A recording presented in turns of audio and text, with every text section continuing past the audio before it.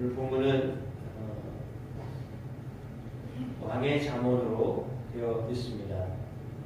왕을 훈계한 어머니의 잠언입니다. 정확하게 이야기하면 르무엘이 썼는데 그의 어머니가 그를 훈계한 잠언이다, 이렇게 기록하고 있습니다. 르무엘이 누군지를 정확하게 알 수는 없습니다. 하지만 그 아들은 서원대로 얻은 아들이었습니다. 그래서 그 아들에게 어머니가 하였던 훈계의 말씀으로 마무리를 하고 있습니다. 왕으로 어떻게 그 왕의 역할을 감당해야 하는가 가르쳐 주고 있습니다. 왕의 어머니는 아들에게 내 아들아 무엇을 말하랴, 이렇게 3번 반복하여 이야기를 꺼내고 있습니다. 3번씩 같은 말을 한 것은 그만큼 간절한 마음이 있다라고 하는 것을 표현하는 것입니다. 르무엘이라고 하는 이름은 하나님께 속한 자이다 라고 하는 뜻입니다. 어머니가 서원하여 얻었다는 고백을 통해서 그의 어머니는 믿음이 좋았던 경건한 여인이었다라고 하는 것을 알려주고 있습니다. 같이 사무엘을 낳았던 한나와 같이, 그리고 디모데를 낳았던 유님계와 같이 경건한 어머니가 경건한 아들을 양육한 모습을 볼 수 있습니다. 자녀에게 신앙의 교훈을 할 수 있다라고 하는 것은 먼저 신앙적인 본을 보였을 때 가능한 것입니다.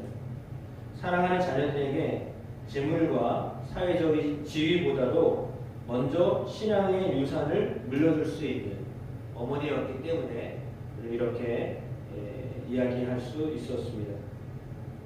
르무엘 왕의 어머니는 여자에게 힘을 쓰지 말라고 아들에게 권고합니다. 그것은 왕들을 멸망시키는 일이기 때문입니다. 여기서 여자들은 왕의 직무를 제대로 감당하지 못하도록 흔드는 육적인 유혹을 모두 포함하는 것입니다. 왕들이라고 하는 표현을 볼 때 어머니는 여자에게 빠져 오점을 남긴 그런 왕들을 잘 알고 있었던 것으로 보여집니다. 물론 대표적으로 다윗은 밧세바로 인하여서 자신은 물론 나라 전체를 어려움에 빠뜨리게 하였습니다. 솔로몬도 역시 정략 결혼 때문에 평화를 유지는 했는지 몰라도 많은 아내와 첩을 두고 이스라엘의 분열의 단초를 제공하기도 하였습니다. 그래서 영적인 생활을 방해하는 것들이 있다면 그것들을 이제 단호하게 끊어야 된다라고 하는 것이 오늘 성경이 우리에게 주시는 교훈입니다. 그리고는 포도주와 독주를 마시는 것은 왕에게 적합하지 않다라고 교훈을 합니다. 술을 마시다가 법을 잊어버리거나 공의를 굳게 할까봐 염려되기 때문인데요. 왕은 정의의 수호자이어야 합니다. 최종 재판관이었던 왕이 술 접대를 바꿔서 판결을 바꾼다든지 아니면 이제 분별력이 흐려져 가지고 법을 잊어버리고 엉뚱한 판결을 내린다면 정의가 무너지게 되기 때문이죠. 그래서 성경은 술을 멀리하라, 포도주를 보지도 말라 라고까지 권고합니다. 디모데전서 3장 3절에는 교회 직분자들은 술을 즐기지 않는 자여야 한다라고 명시하고 있습니다.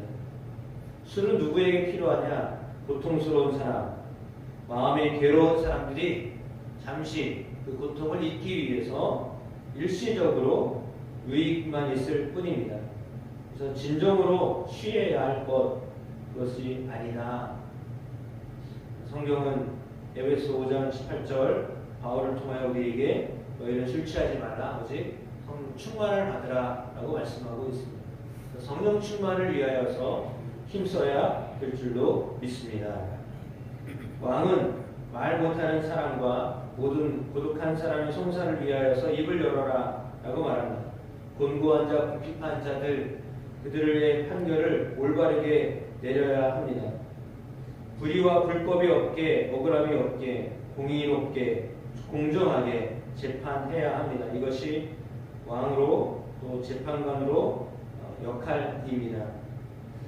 불법을 행하는 이유는 대부분 자기 유익 때문입니다. 어느 시대 어느 사회든 사각지대에 놓여있는 사회적 약자들이 있습니다. 이렇게 많은 약자들, 그러니까 누군가의 도움을 받지 못하고 있는 사람들, 생존조차도 위협받고 있는 궁핍한 사람들이 있습니다. 자녀들에게 사회 앞에 힘없는 이들을 위하여 입을 열라 이렇게 가르치고 선포해야 한다라고 우리를 교훈하고 있습니다. 부모는 자녀에게 있어서 제일 먼저 가르치는 선생님입니다. 그러므로 자녀에게 잘 가르쳐야 됩니다. 하나님의 말씀에 따른 삶의 원리를 지혜롭게 잘 가르쳐야 합니다. 하나님은 경건한 신앙이 가정과 교회에서 다음 세대에 계승되기를 바라고 계십니다. 우리는 또한 하나님의 나라의 왕같은 제사장으로 하나님과 그분의 나라를 세상에 드러내야 하는 사람들입니다. 그래서 굽어진 것들은 펴고 약한 이들을 돌보고 왕의 자녀답게 살아가도록 우리를 르무엘의 왕에게 교훈하였던 어머니와 같이 우리 또한 역시 마찬가지로 우리 자녀들에게 이러한 훈계를 해야 할 줄로 믿습니다. 그러면서 이제 10절부터 뒤에 31절까지는 헌숙한 여인에 대한 이야기를 하고 있습니다. 잠언 시작에서부터 여인으로 의인화된 지혜가 등장했던 것을 우리는 기억합니다. 어떻게 보면 본문의 헌숙한 여인은 지혜가 성육신한 것을 이야기하고 있습니다. 잠언 시작부터 비유적인 언어로 지혜가 무엇인지를 밝혔다면 이 마지막에는 구체적으로 지혜로운 사람은 이렇게 산다라고 하는 것을 알려주고 있습니다. 진주보다도 귀한 현숙한 여인으로 살아야 함을 말씀하고 있는데 현숙한 여인을 아내로 둔 남편은 지혜를 받은 사람과 같다라고 말하고 있습니다. 그에게는 산업이 끊어지지 않습니다. 여기서 말하는 산업은 전리품을 이야기합니다. 삶 가운데 벌어지는 영적인 전투, 일상의 경쟁, 거기서 패하지 않는다는 말을 의미하는 것입니다. 많은 아내가 남편을 어렵게 하지만 현숙한 여인, 지혜를 행하는 사람, 그 사람은 악을 행하지 않기 때문에 늘 평안하고 기쁨의 근원이 되는 사람을 뜻합니다. 지혜로운 배우자를 얻은 것의 중요성을 가르치는 것이면서도 지혜를 아내처럼 늘 곁에 두어야 한다라고 하는 것을 말해주고 있습니다.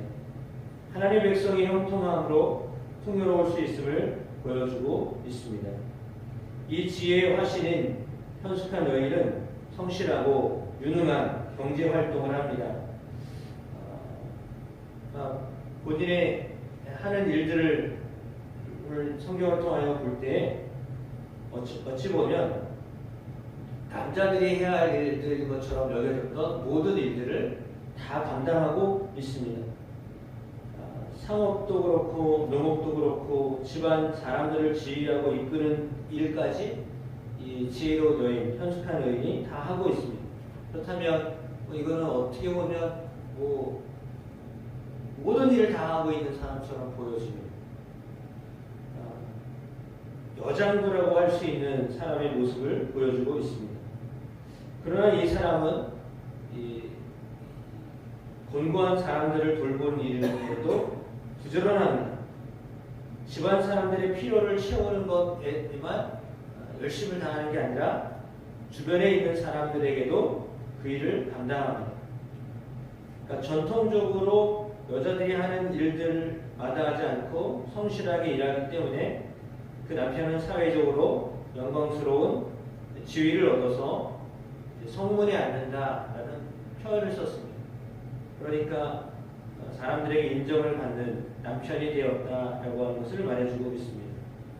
부지런하고 성실한 아내가 있다면 실제로 이러한 번영과 안정이 그 집안에 임하게 될 것이다. 지혜의 특징인 부지런함, 성실함, 그리고 가난한 자를 돌보는 선을 실천했을 때 그에게는 반드시 풍요가 따라오게 되어 있다라고 하는 것을 말씀해주고 있습니다. 현숙한 여인으로서의 영광은 그가 하는 일마다 능력과 존귀를 나타나게 된다라고 하는 것입니다. 언제나 미래를 낙관합니다. 지혜로운 말을 합니다. 이내로 가르칩니다. 집안일도 잘 보살핍니다. 사람이 가장 가까운 사람에게 인정받는 것이 쉽지 않은데 이 여인은 자녀에게, 남편에게 그 어떤 여인보다 뛰어나다라고 하는 평가를 받습니다. 그래서 여호와를 경외함으로 얻은 이 지혜를 얻은 여인이야말로 성읍에서 칭찬을 받고 그 행위의 열매를 얻게 될 것입니다. 여호와를 경외하는 것이 지식의 근본이라는 가르침으로 시작한 장로는 여호와를 경외하는 여자가 칭찬을 받게 된다라고 하는 말로 결론을 내리고 있습니다. 하나님을 경외함으로 진정한 지혜와 지식을 가진 사람은 삶의 모든 영역에서 하나님이 허락하신 풍요로움과 번영과 안식을 누리지 않을 수 없습니다. 이제 오늘과 내일 2023년 마지막 달을 우리가 살아가고 있습니다. 2024년 준비하는 그런 시점에 놓여 있습니다. 현숙한 여인처럼, 현숙한 사람처럼 지혜를 소유하는 사람으로 살게 되시기를 축복합니다. 우리로 인하여서 우리의 가정이, 우리의 이웃이 하나님의 지혜로 충만한 그런 삶을 살게 되기를 축복합니다. 우리의 가족뿐만 아니라 이웃에게도 함께 하나님의 지혜를 함께 나눔으로 그들에게도 삶이, 곤고한 삶이 이제는 회복되는 놀라운 은혜가 여러분을 통하여 있게 되기를 축복합니다. 이정근 권사님 토하시고 그러셔서 갑자기 토하셔서 그저께였죠. 그래서 입원하셨다가 긴급 조치는 취했는데 심장이 뛰지 않아가지고 갑작스럽게 시술을 하게 됐어요. 보호자에게 그냥 전화 통화를 하고 시술을 하셔서 어제 저녁에 오후에 늦게 시술을 하셔서 거의 다 막혔답니다. 심장이. 근데 몇 개 뚫고 확장시키는 것을 해놔서 시술을 하고 저녁에 아마 주간자실에 들어가셨는데 저는 그 사실 모르고 6시부터 7시 사이에 면회가 가능하다고 해가지고 거의 7시 다 돼서 들어갔거든요. 근데 주간자실에 계시다고 해서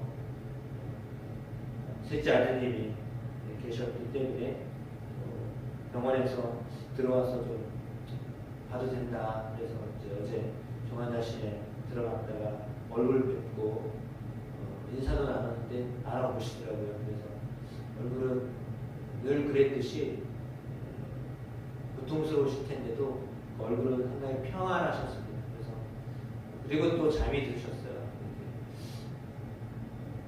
기도해드리고 이렇게 나왔는데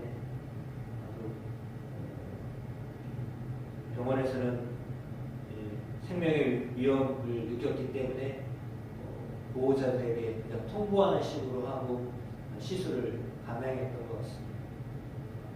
아주 오래 가지는 못하실 것 같습니다. 그러나 금방 또 이렇게 돌아가실 것 같지는 않고 어제 얼굴 상태는 그랬던 것 같습니다.